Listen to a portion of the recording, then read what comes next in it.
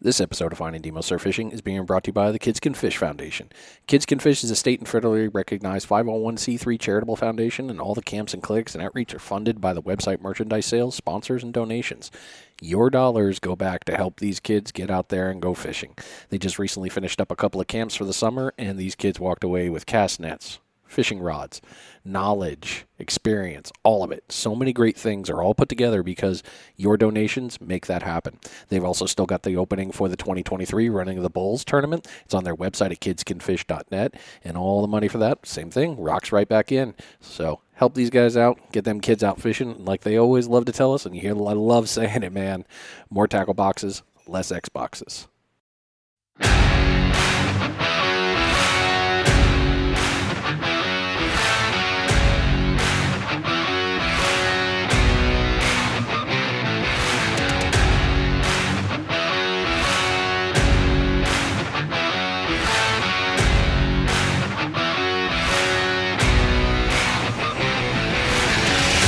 Yes, new week, new episode coming your way.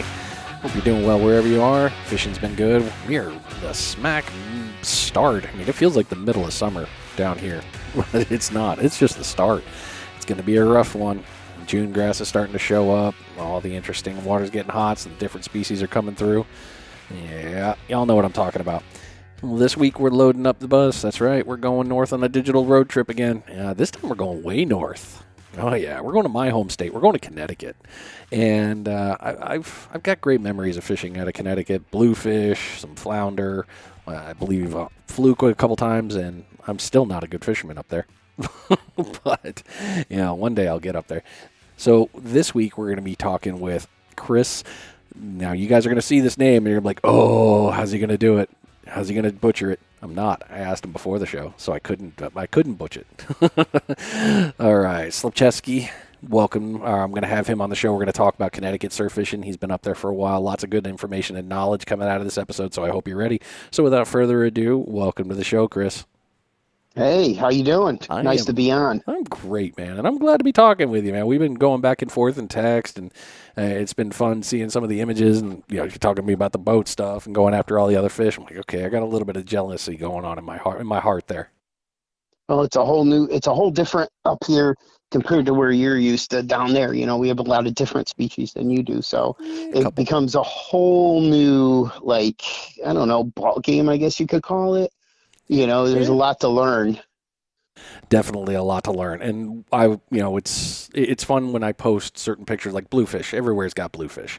And down here, a 16-incher is a tank. A 16-incher in your backyard is what that's like a guppy. Oh, yeah, that's something we would usually be like, oh, bycatch, toss it back, get bigger, we need more. So definitely, yeah, same with flounder. We get the ones that look like a doormat. And then you guys get the smaller ones, and you're like, oh, look at this big one. And it's like, yeah, no, that's a baby. Throw it back. So it must be the water, though, with the cold water. Yeah, a little difference. It's like, oh, That's cute. No, what are you exactly. doing? Oh, man. So like I said, everybody, Chris is from Connecticut. We're going to talk all about Connecticut surf fishing and some boat fishing. We're going to talk all about the fishing up there, actually. And it's just going to be a fun one to learn. So if you're ever going through that area, yes, you can fish, and yes, you can catch fish from the beach areas. Believe it or not, it is available. So let's go ahead and start at the beginning here for you, Chris. Tell us your story and what got you into fishing. So my name is Chris, and I started getting into fishing. I want to say my earliest memory would be living next door to my grandparents. I was probably like 6 or 7. My grandfather would come home with fish, and my grandmother, them being immigrants to the country, used to grow everything themselves, and they literally would, my grandfather would go fish and come home, and my grandmother would be out there cleaning the fish. And it kind of just got me intrigued, like, where'd those come from? He didn't stop at the store, and, one thing led to another, and he took me out a couple times, and, I just kind of got hooked. Originally, it was freshwater, and it just kind of progressed slowly for a while. And like everybody else, you go through your stages. And as I got older, and had kids. I had an aunt and uncle that lived on a private lake, and I would take my daughter. She'd be like 6 or 7, and nobody's fishing on this lake, and it's just bass everywhere. And she's got her little Barbie fishing pole, reeling it in, and reeling in a 5-pound bass, and it became the norm. And from there, I just got hooked even more. Excuse the pun. And it just progressed to where I wanted to learn more. And then I got into saltwater and going to the beach, seeing everybody on the shore pulling in, big fish, whether they be stripers or, at the time bluefish. And it just became, I don't know how you put it, a snowball effect. That'd be a great way to put it. You just want to learn. I learned more and more, and that's what I ended up doing. And it's gotten to me to the point where I fished, not just in Connecticut, but, New Jersey, Maryland, Delaware, even down into Mexico on vacation in the Bahamas, and it's been an awesome journey. And I feel like every day is a new adventure to learn more and more. That is the best mentality I've heard out of all my episodes right there. Just continuing to learn, man. That's Yep. the good stuff right there. Man. Yeah, I'm kind of a nerd. I like to learn, I like to learn new things, learn new knots, or, how to make rigs, or, I even asked for a smelter for Christmas, and my mother looked at me and said, what? And now I make my own, I make my own sinkers and everything. And, it's just incredible because you can never stop learning from it. Yeah. There's an old saying, a minute to learn and a lifetime to master. And it's so true, That very, very true. Dude, that's such a good line right there. Man, I'm gonna have to remember. That might be the title of this episode. That might just happen to be. So at all that time that you've done that, in your life, freshwater, saltwater, what type of fishing do you like to do now? So originally it was freshwater, but then I learned about the beach and I, loved the ocean and everything else. And now it's saltwater. I mean, it's mostly surf. I love the surf cast. I love the feeling of wading out onto a rock or even just being on shore with my beach cart and kind of just chilling and enjoy the day. It's like the mood, however mood you're in, you can go do it. And it's just great anywhere from the shore. And once in a while I'll go on like a head boat, party boat, if you want to call it, and just for fun to hang out with friends or whatever. But most of the time it's just hanging on the beach and surf away. Oh boy. The funny thing with Connecticut too that always throws me. So if you guys haven't seen the topography of Connecticut, it's a little funky. There's a ton of beach houses. Like there is a metric ton of beach houses. Yep. So fishing is not exactly like it is in a lot of spots. You got to contend with some other things. So keep that in mind if you're going up there. You got to find those fun accesses. That's for sure. Most of them usually are state parks or some sort of park within the area. Connecticut does have the law that a fisherman can go they can fish below the high water mark. But a lot of homeowners still, these people, their houses are $1 million easy. Yeah, they are. Being on the water. And, I get it. They paid for all this and paid for the view. But, at the same time, as fishermen, we're allowed to, go that far. Your best bet is to just be friendly with everybody. And next thing you know, people are like, oh, yeah, hey, how you doing? And you can kind of get a little more access. But honestly, access is getting less and less over time. It's unfortunate. And it's not just there, that's for sure. We've seen it throughout, and I'm sure you've seen it as you've gone up and down the coast there. It's a premium. Oh, yeah. Yeah, no, New Jersey's another one the same way. Yeah. You have places like Long Beach Island, which is a state park, and you can go, and you can actually drive on the beach there, which is great. But even then they limit you on how many people can go in. Same with Ossatig or Chinatook down in Maryland, Virginia line. There's an actual gate with a number. And if they hit that number, you got to sit and wait until someone comes out and then the gate opens and you can go in. So overall, it's starting to get harder and harder to do all this. Well, that sucks. So what is your favorite thing about fishing? Just relaxing. Life is strenuous. Life, kind of throws you for a loop. Everything else, fishing, you could just forget about everything else around you and just focus on what's in front of you, and that and the fact that I love to learn, and it's like I could sit here and watch, anything from a YouTube video or, listen to podcasts and just pick up little things here and there. And then the fact of going out and trying them, and if they actually work, that's even like a bonus, it's just great. I love the bonus part. So this is true. Everybody wants to catch, but it's called fishing for a reason. Yeah, sad truth right there. It's like, man, you were going to make Yep. me work for it, man? Really? What has been one of your craziest or favorite catches? So years ago, I used to work nights, and my father had called me and he said, "Hey, you want to go to Long Beach Island?" And I said, "Sure." So I got out at, I think, 3 a.m. And he's like, "Well, you're up on the overnight, so you drive down." So we drive down, we get there just as they're opening the beach, stop in the tackle shop. Sure enough, we go, and next thing you know, we're on the beach. And, brought a lawn chair, and I'm there sleeping, and I got my line in the water, just resting. He's fishing. And about an hour or two in, he's like, wake up, I caught a fish." And I'm like, yeah, whatever, I'm tired.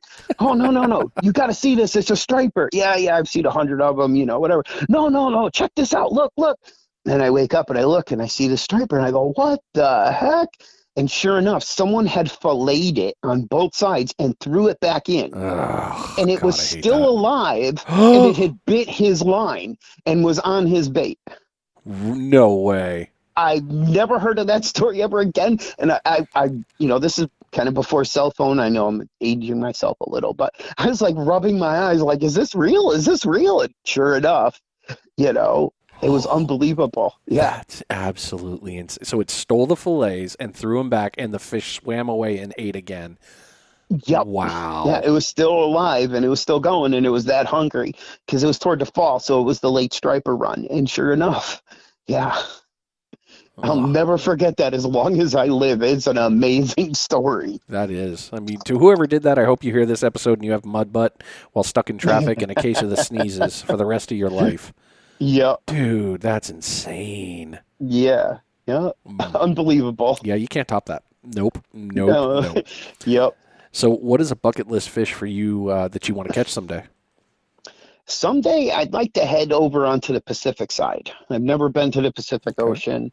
I've seen like a lot of, like in the Sea of Cortez over in that area, a lot of rooster fish from the shore. That'd be a great one because watching that fight is just insane. The way they just take that lure and go, and they don't give up even at the end. When they finally get tired, they're still trying to fight. So, but yeah, a lot over that way. I would say probably rooster fish would probably be my biggest one. Dude, roosters look so cool too. I've just seen them on YouTube. I'm like, that is a cool looking fish. Yep, and with that big mane almost coming off the top, all those spikes. Oh, unbelievable. Yeah, that's a great bucket list fish. What about a dream place for you to go fish someday? So I've been watching a lot of YouTube like everybody else, and I've seen Australia, and that northern side of Australia, that northwest side, just looks absolutely amazing. Between the kingfish over there and, just unbelievable. The water's crystal clear. You're looking 70 feet down, and, it looks like you can see the bottom, like you can almost touch it, Yeah. But yeah, oh yeah, definitely out there. After I did that episode with GoFish Australia, man, I was like, yeah, I'm down. Let's do that. They're not tiny fish from the beach. Like they get some monsters. Oh, the GPs there are ridiculous. Yeah, they're huge. They're like pulling in a cow.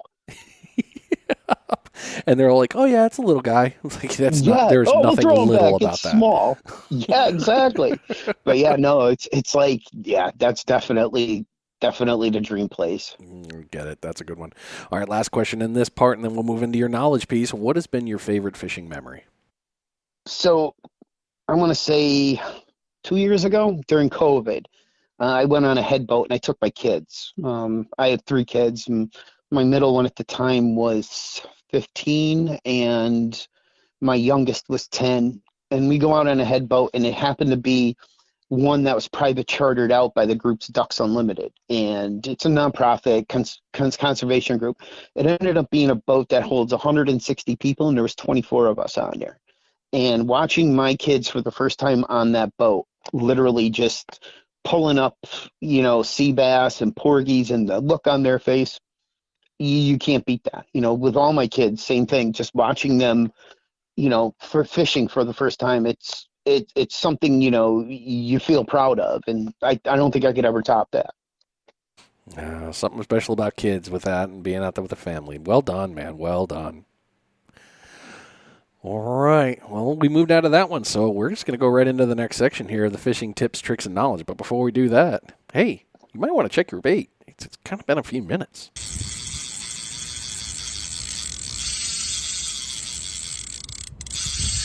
It is your first bait check of the episode. Hopefully your line's been just chock full of fish. That'd be awesome. But bring that line in, double check that bait, switch it up if you need to, if you haven't got anything yet. This bait check is being brought to you by the Sinker Guy. Get on over to thesinkerguy.com and take a look at all the stuff that Chip's got going on in the Sinker Guy garage. Sinkers, he's got you covered. It's in his name. If you need special sizes outside of what is on the website, reach out and maybe he can help you out there. Maybe some fishing rigs, hooks, floats, beads, tools. Yeah, he's got them. He's got a bunch of stuff in there. Head on over to thesinkerguy.com. Get your order in today. So with the knowledge piece, let's start off from the beginning here. How do you plan your fishing trips? So the first thing is always it's time, but time times 3. It's time of year, time of day or night, and time I have available to go fishing.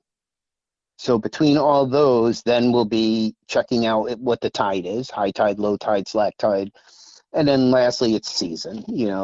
There's different things to target, for each season. And at the same time, certain items, certain fish are open in that season, certain ones aren't. Then there's a break between them, then you might get them again. So kind of having that knowledge of knowing when, where, and how really adds up. Great points. So you talked about tide there, and I know we're going to talk about this here in a minute. But do you find that tides that's a make or break for you? Sometimes. I like to personally fish. I'll fish like 2 hours before high tide, all the way through till maybe 2 hours going into low tide, right in that spot. That seems to be the best time with the tide coming in. All the fish, the bait fish are coming in with it. Everything's following along. During slack tide, they're busy along the shore looking around. Bait fish are out. Everybody's out. And as this tide starts going out, those bait fish are starting to head back in. And when they are, at the same time, the fish are going back out with them.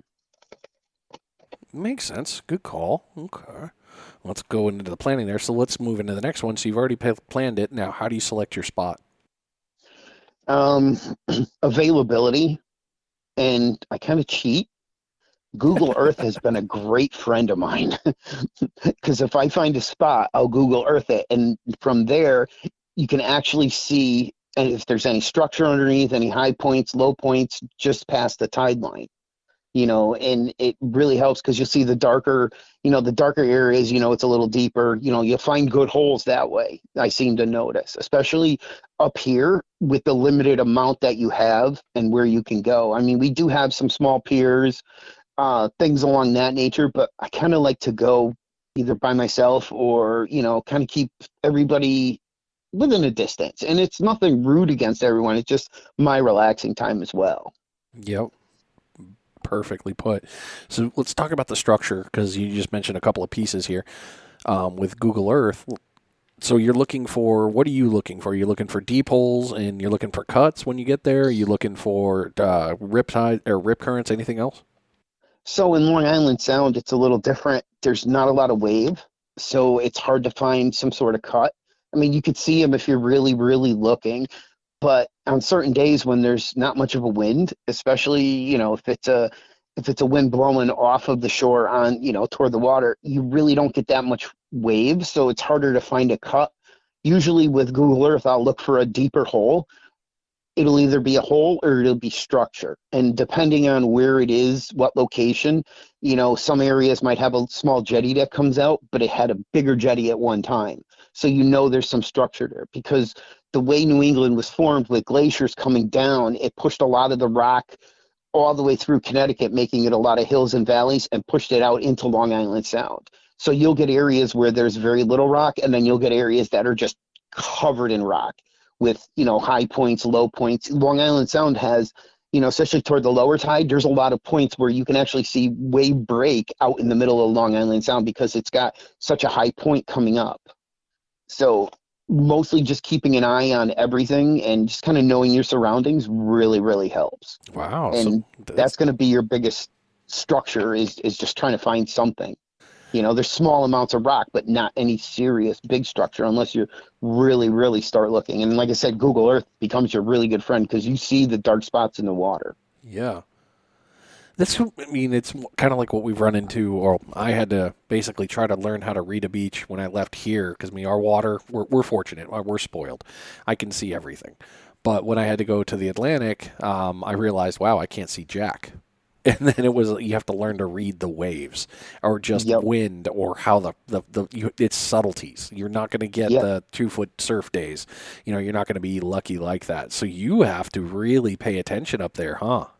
Yeah. Oh, yeah. No, you really kind of do. And you'll see it. You just really got to, you keep your eye honed in on it and then you'll start to notice it. Just like when you're down, down south and you guys have more of wave, you actually notice when a cut is there, or there's a stronger current coming through.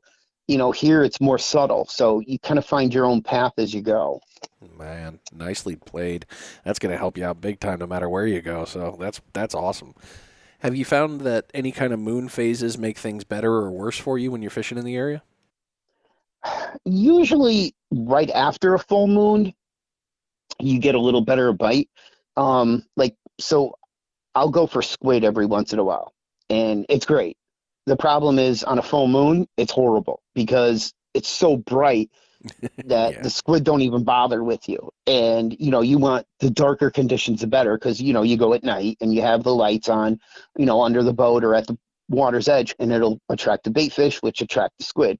But when it's that bright out, that light is almost useless. But as far as fish, I would say right after, like the last day of the full moon, and maybe a couple days after, I've done a lot better. Okay. Well, your area of fishing is different than a lot of people. And when I bring up this question of rigs, a lot of people somebody called me out on it. Let's go with that. And I said, you know what? You got a great point. I never thought of it like that. A lot of people, from our surf side like to use high-low rigs or they like to use Carolinas. But the one thing that people need to remember is your rig is dependent on what you're targeting. That's always the important thing. That's going to really show you up what you're going to do there. Well, you mentioned bluefish, striper, squid, and squid is an interesting one. I'd love to talk more about that, but let's talk about your rigs that you use. So if I want a relaxing day on the beach, I'll bring a high-low rig, and I make my own. So what I do is I make that tail end where the sinker goes, I make it longer. So we do have some, natural vegetation underneath. So to kind of get it out of that vegetation, I'll leave the tail, usually on a tail, they're like maybe 12 to 18 inches. I'll make it 2 feet. So it keeps it just out of that vegetation. And I seem to do pretty well. I've caught plenty of stripers that way, just keeping it right out of the edge. I'll usually, on a high-low, I'll make the T-knot, and when I do, it's about 3 to 4 inches, just enough that it doesn't really wrap around, but yet it'll float in the breeze or in the current. And I've watched a lot of different, like pompano rig setup with floats and beads, and I've gotten into using floats and beads now, especially for porgy. And I was out the other day and I noticed that porgy tend to like the darker color, like a silver and a blue. And, that's one day of going out with it because I've just started using them. But, I have all different rigs with different colors. And if nothing's biting, I'll try different ones. But it's usually a high-low setup. If I'm going out for just either top water or low end, I'll bring the surf bag and the rod and just walk the beach and, see what I got and I can hit from there. But it's usually a high-low rig. Okay. I never would have thought that, actually. I figured you were Carolina running. And I love what you said there about making a 2-foot leader, that section between the bottom drop and the sinker, because that makes total sense. You're going to want to get it up a little bit. It's not going to be a ton, but it's going to be enough. Yep. Yeah. Otherwise your low bait gets stuck right in all that vegetation, and next thing you know, it's not even being seen.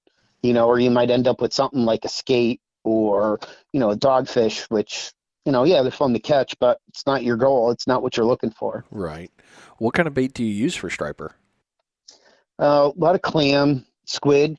I've been going on my own now, so I have my freezer with squid in it, not just for eating, but for bait as well. And of course, it's all marked. I don't need my wife getting the wrong one, And I've learned to start salting a lot of my baits as well. So I'll bring fresh and salted, and then this way, I'll put some fresh, but I'll put some salted, and it tends to hold on, with the current and everything, and it tends to hold a little longer on the end of the line and on the hook. Wow. Okay. So when you're casting, I know these aren't a part of it, but this is important, I guess. How far out are you finding these fish from the shoreline? So I've caught anywhere from 10 feet out all the way to as far as I could cast. And I'll usually set up like a fan, and I'll start small, then I'll go farther out, and I mean, it's hard because we don't have a lot of break, but you could try to find, something where you see the wave ride a certain way, that there's some sort of break or structure underneath, and try to throw out there. And of course, you got to throw the longest one you can. Right. Why else would you have a 14-foot rod, Exactly. So, but yeah, hey, that's what it's for. But, I'll try to fan it out. And this way I'm hitting all the zones, and I'll mix up the baits along the way. If it's a double, if it's, I got 2 hooks on there, well, maybe I'll try one of each, try some clam, try some squid. If I'm going for, porgy or sea bass, I might even do, I'll do bloodworm. And, we don't have sand fleas up here because there's really no sand. It's all just rock. And even our beaches have some very little sand, but it's mostly just small, fine rock mixed in with larger ones. So, but, you use the bloodworm out there, and you use the clam, or you use the squid. And squid, you'll make, long strips. And, I usually make like a tail with a point, and then that way to flow in the breeze. Or I'll just take and I'll cut the middle of it, so it looks like almost 2 tails floating in. And you'd be surprised what you can get. I mean, I've gotten everything from the beach, from weak fish all the way to stripers, striped bass, sea bass, fluke. I mean, I could just sit here and list all the different ones, even right down to American eel, which supposedly they're really good to eat, but I don't know if I want that. Yeah, you cross into the eel. I mean, well, I can't say I don't like eel, because I love eel on sushi and I love eel sauce. So definitely a weird texture, but that would be cool to catch and try. That'd be a fun catch and cook. Yeah, I've caught a couple, and I've thrown them back, and then, I'll post pictures or whatever, and everybody's like, well, aren't you bringing that home? I'd eat that. And I'm like, no! When they love to wrap around your arm, because they feel like they need, and they leave this slime coating on you that you just cannot get off. You almost need turpentine to get it off at the end of the day. It just sticks. It's incredible. Oh, that sounds hilariously awful. It is. It's hilariously awfully great, just that feeling. And they do put up a pretty good fight. I'll give them that. Oh, man, I can imagine they would. I mean, well, that body's doing its own thing, and it's just a snake. It's a water snake. Yep. Oh, nope rope. That's what it is. It's a nope rope. Yep. So you're pouring your own sinkers. Let's talk about this then. What kind of sinkers do you prefer to fish with up there? Usually sandbank. And the biggest reason is with sandbank, what's happening is, there is some rock on the ground, on the bottom of the floor, and, you want them to roll. With a pyramid sinker, either a 3 or a 4, they're going to get caught up because they have that tighter edge. I've been starting to use those long skinny barrel sinkers, and I've noticed that they seem to be a little better, but they're long and narrow, so you have a lot more sinker to throw in the bottom compared to a short little weight from a sandbank. But I'm still looking for a good mold for them to try it out a little more. But otherwise, basically just sandbank. I mean, if I go to the pier, then I'll just drop down, a pyramid because I want it to stay. I mean, I've used Sputniks, but like I said, you don't know where there's rock. And you go to start dragging it in, and it just gets caught, and you're done. You lose it. Yeah. Rocks and Sputniks are not a good combination. No, I mean, they were great when I went to Jersey and to, Maryland, like Ossatique. That's all I use when I go down there, because that's just a sandy bottom, but not up here. New England is just rock. You go to dig any hole in the ground and you hit rock almost instantly. Yeah. Friggin' granite for days. Mm-hmm. Oh, I'm like having flashbacks of like, oh, this is fun. No, it's not. No, it's not. No, it's not. To think of as a kid, I was enjoying it. Now as an adult, everything I think of, like from my years back there, all I think is, oh, snow. Now is, oh, snow. Oh, Yep. rocks. Yeah, you kick them when you're walking, they hurt.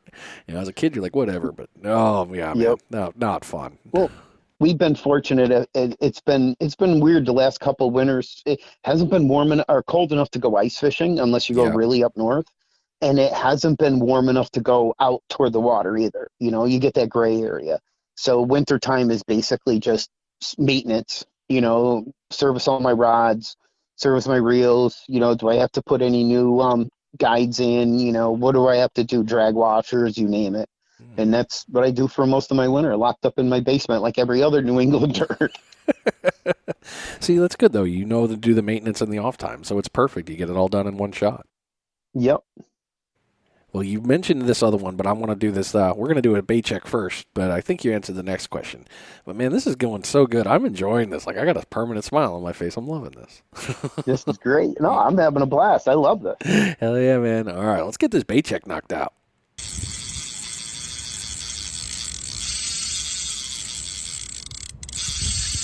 It is your second bait check of the episode. Hopefully you've caught a bunch of fish. And if you haven't, yeah, man, what are you doing? It's time to move. Maybe you got to go find something else or use a different bait.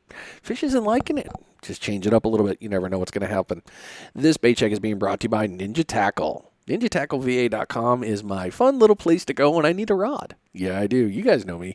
I love that 7-footer. I've been loving the one-piece travel, but the travel rod with the 2 different tips. That's been a lot of fun, and I look forward to getting that out more in the water. Lots of really cool pieces that are very helpful with that rod. All the way up to 12-footers, you got them in between. So if you need a new rod, the Ninja Tackle, Ninja Dagger series, absolutely wonderful. If you need a reel, maybe some rigs, hey, he's got them all in there. Or if you're into firearm accessories, Ninja Tactical. That's right, he's got you covered on that for optics and other weapons accessories. So you can head over to NinjaTackleVA.com, access all of that, and be set up and good to go. So you talked about squid, and this is the one that's throwing me. Like, are you catching squid boat or squid from beach? So you can do squid from boat. They're mostly toward Long Island, like Watch Hill area.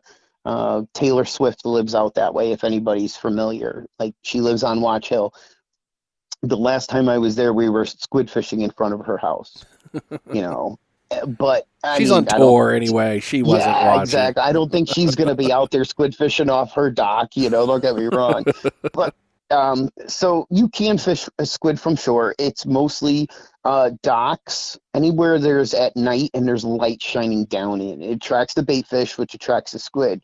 Squid season is usually around from maybe the end of April into May, toward June-ish. It depends on the weather and depends on the water as well. Like, we had a mild winter, so they came through earlier, and then you'll go back again in the fall. October, beginning of November, somewhere around there. Late September. You get a month or so, but when they come, and it's a blast. You go with light tackle, so you can get these little squid rigs. If you go on a boat, they give you everything. But I have a small Penn Wrath, and I mean it's like a 4.5-foot rod, and it's I don't know, it's like the 2,000 reel, but it's a blast. It's a high-low setup on it. A little bit of weight, and you just literally drop it to the bottom and then reel it up just a hair and then just pull it up and let it float back down. And the squid will come usually on the downside when it's floating back down, and they have 2 tentacles that stretch out farther than the rest of them. And it's like those elasticy toys, that had the sticky end that you throw and they stretch out and you can pull something back. Yeah. It's the same exact principle. They have 2 of those. It pulls it in, and then the hooks there are no barbs on the hook, and they're umbrella hooks that face upward. So once they grab it, they get stuck to it. And then when you reel it in, it's great. They put up a little fight, not too much, but when they get near the top, they start to spit. And they usually just spit water. But every once in a while, they'll spit ink along with it. So you got to be quick to get it up and get it in. Last time I went, my nephew went with me, and he got inked. Oh, no. It wasn't severe, but he still did, So, but no, it was great. And it's so easy to de-hook. You literally just hold the lure upside down, and they come right off because there's no barbs. No kidding. So it's just a squid jig pulls, and they just hit it, and you pull them in and bring them home. Yep, it looks like a prawn or a shrimp, and usually they have some sort of fluorescent or glow in the dark feature, whether it's a belly with some small legs or, it's built in a pattern or anything like that. And you literally can just hold it up to the light that's coming off the boat. It's usually blue light, and you can hold it up to the boat, before you drop it all the way in for like a minute or so, 30 seconds, and then it'll just, just keep going and it'll glow. And you can see it as you pull it up. You'll see the colors glowing, reflecting off of the light. It's great. And it's so fun. It's so relaxing. Last time I went was boat, and they had the radio on. There was only maybe 15 people on a 100+ boat. And we just enjoyed it. The captain was even squid fishing off the second deck out the window. It was that simple. It was great, but it's fun. I never thought I'd like it. And I just saw it on a whim and I was like, I'd try that. And I'm like, I'm hooked now, literally. I mean, it's great. Hey, there's nothing wrong with fresh squid to eat. Oh, yeah. Or bait, because I still use it for bait. So. Yeah, very, very good bait. So you mentioned a bunch of species, but let's bring this one. What type of fish do you like to target? So it depends on the season. Up here, we go through so many different seasons. Spring, we'll get the stripers to run through, of course, squid. You'll get the flounder, fluke, and you'll start to get a little sea bass. Tog is another one. I really never went for tog. I don't know why, because everybody says it's a blast. So maybe next year's list, we'll have to see. And then when you get into spring and summer, mostly you'll go for some blues, you'll go for striper again, you'll get the ones that kind of hold over instead of keep going up north, because they'll come up here, come up into the rivers, all up into the estuaries. They'll spawn, then they'll come out hungry, and then they'll just keep going north as they follow the bait going all the way up the bunker. Then you start getting into with the summer, you'll get some stripers, not too much. You'll get, like I said, the blues, you'll get porgy. Then in fall, you'll get the striper run coming back through. They're following again down toward they're going to the Chesapeake, down in that area, or to the Hudson area, Hudson River area. They're finding now that a lot of them are staying up here and they're going up the Hudson River into the smaller estuaries. So there's a lot of holdovers more than ever now. And like I said, in the fall, stripers, sea bass and blue squid. That usually rounds it out. And then winter, you're kind of just, I'll go till November, sometimes December, depending on the weather. And then I wait till, January, February into late March before I go out again. Man, I didn't realize they were running the Hudson like that. That's the first I've ever heard. Yeah, so they're tagging a lot more. And, with all the studies they're going now, excuse me, with the stripers coming in, they're starting to notice certain sizes are certain years, like a certain class, like when you graduate high school, class of 84, class of 92, and I think it's class of 96 this year, are coming up short. So what they're doing now is they're changing for basically New England down to, I think it's Virginia.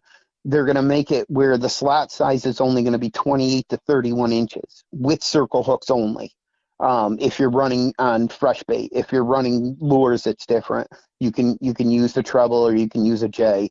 A lot of people go single now instead of the treble. It's just easier. Yeah. And they still hit, and there's really no difference in when you're using a lure. It really doesn't make that much of a difference of how it would move compared to what it would with a treble hook. So. But no, they're finding a lot that are staying up north now. And, early spring, you'll catch more down toward the Hudson River, down toward like the Statue of Liberty area where they come out, and you'll be surprised. So, but yeah, the class of, I think it's 96, they want to keep them going because they seem to be short. So that's why they enacted this. Connecticut, Massachusetts, Rhode Island have already signed on to it right away. The rest of the states like New Jersey, Maryland, Delaware have till, I believe it's July 2nd to enact it into law. So it's just the way it's going. They're trying to protect the species, and I honestly don't blame them. There's been more and more stripers every year. And you look at the guys from Jersey, they'll tell you the blitzes are incredible, and a lot of old timers are saying, oh, I remember this back in the 70s and the 60s. So The conservation goes a long way. And I mean, you've seen it. You're in the fishing world. I mean, we've got different people that have different feelings. Like, oh, there's so many, we should be able to catch more. And then there's the other one of, yeah, but the one that you caught today and then the one you catch tomorrow, that's more than enough. What do you need more? Because every fish is going to dump a couple thousand eggs, and you're just hoping that 10% of them make it. That's all you could hope for.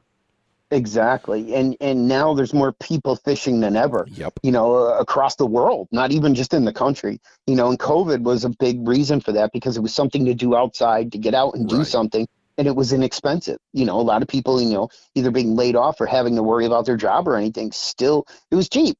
You could go down and you could actually, take a sabiki rig and get your own bait if you really wanted to. Yes, you can. throw some corn on there and, 3 or 4, and up here you'll get peanut bunker, and it's like, boom, there you go. Now you got bait. Oh, the corn. The corn trick always works. It always still does, especially for trout up here. Oh, that's so perfect. All right, so moving into the next one of this, what do you do when you go fishing in a new place you've never been before? So I do like to do my homework. I'll follow in that area some of the tackle shops, like on Facebook or Instagram, just to kind of get a feel of what everybody's targeting at what time of year. If I'm going somewhere, say in the summer, I want to know what's going to be around, and you'll notice that with following tackle shops and following, on Instagram or Facebook. And at the same time, when I get there, I will, go in and talk to them. Hey, what's going on? How's it doing? Yeah, I'm down for a couple of days. And most of the time, I mean, it's very seldom, but most of the time, people are more than happy to talk to you about it. As long as you're willing to listen and learn and not sit there and try to brag, no, be a little humble, and it will go a long way and you will learn quite a bit. Absolute truth right there. That's so nice when people are like, how do you do this? I'll show you. What do you want to know? Yep. Oh, I've learned a lot that way. It's great. Just talking to people, Yep. Being friendly. Goes a long way. So there you go, everybody. Be nice. Jeez. Don't got to make it worse. How do you adjust your tactics for fishing when the bite isn't on fire? Usually I'll try to move, seeing what's around. What am I going for? If, stripers aren't hitting, maybe I should mix it up and, try for porgy or try for sea bass. I know a lot of people try to target one species, but at the same time, you're not always going to get it. So you might as well have fun, try something a little different, mix it up, throw some squid on there, try your different baits. And like I said, I try to fan out. And if that's still not hitting, then I'll try different baits at different locations, all the way at shore, maybe 30, 40 feet out, all the way out as far as I can go, and just try different things. You never know. I mean, I've caught stripers on bloodworms when I was going for porgy, and I'm like, how did that hook hold? So it's a one-aught hook that should not have caught, it's just, it's the weirdest thing, but you never know, especially up here. You can't see in the water, so you don't know what's there. So you have to just go by instinct. Perfect point. All right, so we'll give you the last question in this because you already answered the other two. How is fishing different in your areas than others that you've others that you visited? A lot of it is species and just conditions. You can go down. I've been down to, like I said, I've been to, Long Beach Island in New Jersey, down to Ossipee, Chinatook, Delaware, all of that. But it's different conditions is going to give you different results. I'm not going to take the same thing I would up here and go down there and try to get the same species. It's going to be different for them. They're going to, the water's a little more clearer. You're out directly on the ocean, not in Long Island Sound. The current's going to be different. The cut's going to be different. So you're just going to have to change your tactics accordingly. And it goes back to knowing what's in that area and what you're going to target. Well played and well put. So thank you for that. See, people, you don't have to get crazy, but there are subtle differences, and you can use them to your massive advantage. Absolutely. Yep. I mean, I've been trying, like I said, like I told you, I've been trying, pompano rigs, setting up like a pompano style rig up here just on porgy to see what I get. I mean, you guys, going farther down, why can't I see if it works? Right. And like I said, it has to some extent. I mean, I'm not, overwhelmed with porgy in my freezer, but, I do okay. And now you've got something new to use. And when people are like, well, how are you catching a porgy? What? I don't know. It's Yep. just weird luck. Don't look at my float. I've had people look at me going, "What's that?" And Nothing. there it is. Yeah, don't worry about it. It's okay. Or so since making my own rigs, I literally, if I talk to someone or whatever, and I'm talking I'll hand them one. I have no problem with it. Right. Here, try this. And I've gotten good results. I mean, last time I went squid fishing, I gave a rig to a guy because he saw how I was making my own. And he's like, "Oh, I'm going to have to try that. I go down to this place." And I'm like, "Try it, see what happens." And I don't know if he ever caught anything, but, just that fellowship of, a fellow fisherman. I'm not going to spot burn, but at the same time, you want some help? I'm more than happy to give you any advice I can. That's always great, man. And you bring up a really interesting point I'd love to talk about on this podcast for this. I was having a conversation not too long ago with Chip Brundage, the sinker guy, and we were talking about downsizing and tackle. And he'd asked me, well, what are you doing? And I said, actually, this year I've gone down to mostly beads, and I've gone down to smaller beads. I've noticed that my floats that I used last year or the year before, they weren't hitting like they were. It was just a weird gathering of like, why is this different? This rig has always, there's a couple that I consistently use. Those are guarantee I'm going to catch a fish on. Never have to worry about it. And there was a run where I wasn't. And I was like, okay, something is weird. Something has changed. Downsized it to naked rigs or a bead, and all of a sudden, hey, I'm catching again. So it was like, okay, this is strange. But you bring up such a great point that this matters like that is moving up north like there you are, and then going on a new float and you're getting porgy. It's like, well, that's a different change. Switching it off and switching it on and switching other things may just be the one different piece of the puzzle that makes that fish bite or makes that fish go, oh no, I want nothing to do with that. I know what that is. Yeah, well, I mean, fish are fish. They're always going to be there. Yep. Just try something different. If it doesn't work, what? You didn't catch anything? Well, you weren't catching anything before. You really didn't lose out. Yeah. But what if it is that one thing? I've been using beads more that actually glow in the dark because our water is darker. It's a little murkier, and what's to say that it's not going to attract your attention? Fish in general like shiny things. Yeah. So therefore, having that on there with minimal hardware, but having that shiny thing where they're going to go to try to bite, and then they smell food and be like, oh, shiny and food, I'm in. And next thing you know, you got something on your line. Yeah, it is. And shiny gets all of us, too. It gets the anglers even worse. But, hey, the fishing lures work, everybody. Look, see? It works both sides. All right, well, let's get you into the last section here, the closing questions. Before we do that, we'll do our final bait check, and then we'll get going from there.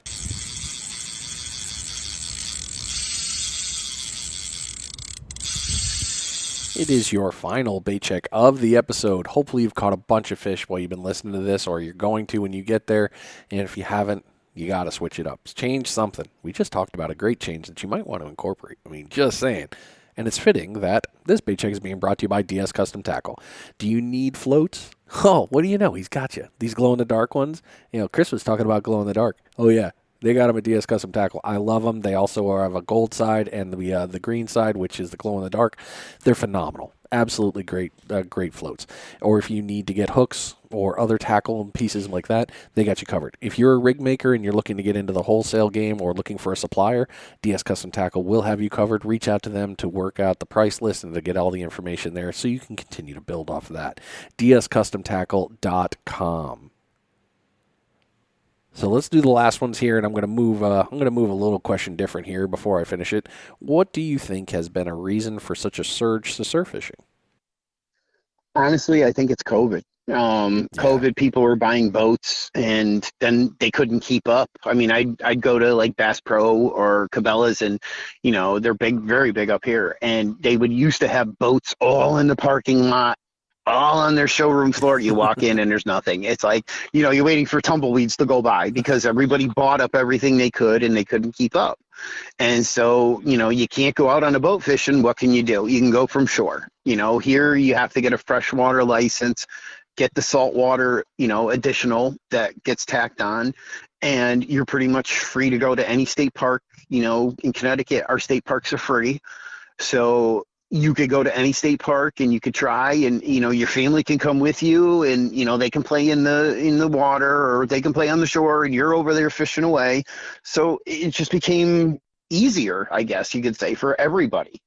And COVID really is the big surge, followed by everybody on Facebook and Instagram and all these other sites, YouTube, watching everyone because they're home doing nothing, or they're not doing everything that they normally did, not going on vacation, having more time. So then they get more involved because they see it and they want to do it too. But yeah, honestly, I think COVID was the biggest one. Yeah, I agree, man. I mean, it was the ultimate when you could get outside, and that was the only way to get outside and do something. That was a phenomenal release. Oh, definitely. What knowledge would you give to a brand new angler?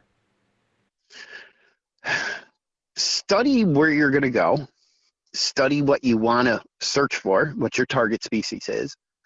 And don't be afraid to ask questions, whether it's through social media, through friends, through a tackle shop, anything along those lines. That knowledge and that information is going to save you a lot of time and money.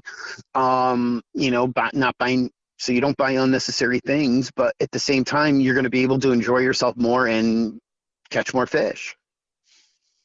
Dude, that's so good that you made that point right there of you'll be able to enjoy your time. Because, yes, fishing is relaxing. Catching is double relaxing. Of course. You know what? What's that old adage? A bad day of fishing is still better than a good day of work. Oh, absolutely is. I mean, I'm not. And it still holds true. It really does. I'm not saying that when I'm crawling under an RV working on something that I'm not thinking, oh, I could be at the beach. That would be nicer. What do you recommend to someone coming to Connecticut to fish that's never been there before doing before they even throw one line in the water? Study the area, between the geography, where you can go, where you can't go. Try to find a target species within season, so you're not wasting your time throwing out chunks of bunker when the stripers aren't there, or you're throwing crab for tog when it's not tog season and they're not here. Just kind of, it's the fish aren't always here at the same time, so you have to know your seasons. You have to have that knowledge, that information, and once you do, ask around. It's not that hard. A lot of people are more than willing to help you. Just be friendly and social. Get a lot more with honey than you do vinegar. That's right. All right. Well, Chris, this has been great, man. I've had nothing but fun, and I've really been enjoying your knowledge. It's been great. Now let's get the last question and get you back onto your day. What's next for you? So my company has a plant in Costa Rica, and my boss has asked me, when am I going to visit that plant? Mm-hmm. And I said, what's the best season to go fishing down there? Followed by, I don't know, ask some of the guys there, they'll probably take you. So it looks like next year I'm trying to plan a trip to Costa Rica through work, and I'll have a couple days to at least try some fishing out there. Oh no, work, trip, and fishing. Oh no. Exactly. So I'm looking for a travel rod, Ninja Tackle. So I have actually looked at that one. I like it. So I might be getting one at some point to take down with me, so I can at least say I caught something off of mine. So nice. But other than that, just enjoying, learning things and going fishing, just that whole sense of just going out there. Even if I don't catch anything, it's what it's about. It's just enjoying everything in general, I love it, man. Thank you. That's so well put, and you're living the good life, and I love it. And I can't wait to hear about the Costa Rica thing. I know you and I'll stay in touch, so I'm going to be doubly jealous here, but I'm really looking forward to seeing your Costa Rica trip. Oh, definitely. I'll send you pictures. I don't know whether I don't know whether to thank you or send you back emojis with fingers. I'll send you one of those postcards that says "Wish you were here." Yeah, just do it with a good fish, and then I'll feel really good about it. Well, you gotta come up here soon. We gotta go out. Yes, I'll take sir. you squidding. You'd really like squidding. It's actually so fun. It's how can I put it? You remember as a kid, you rode a go-kart and you had fun and you went around. Now every once in a while as an adult, you go ride a go-kart and you're like, I remember that. That was so much fun.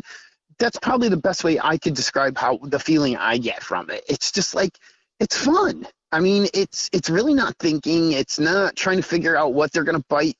It's more of just finding that location and just enjoying yourself with the people around you. And, you, especially if you go on like a head boat and just enjoy it, Mm-hmm. Yeah, now I have to come visit you. Oh, no, I have to go back to Connecticut and see my family and go fishing with Chris. Oh, no, I can't do that. Well, you could just come fishing with me. You don't have to see your family. My grandmother would be furious. Well, dude. So, Chris, thanks so much for coming on the show, man. You've been completely packed with great knowledge and information on there, and I've definitely picked a couple things up, too, that I'm going to try here, especially with that double drop pompano rig. I know we don't have a ton of grass here, but you're giving me an idea of some different length and height, so I want to try that. So thank you for sharing that, and thank you for just coming on the show and being here, man. I really appreciate it. Oh, no, it was a pleasure. I mean, what you do in your podcast, I've been listening probably every single episode by now, but, you always have a wealth of different knowledge, from different points of view, and no one perfect person is right, but combined all that knowledge, it's perfect. Yeah. Man, that's the goal of it, man. Spread the knowledge so that everybody can eventually get out and try something different and catch fish. That is the ultimate goal. I agree. All right, man. Well, thank you for coming on the show. I look forward to talking with you soon, and I'll see you next time. You got it. Thank you. Yes, sir.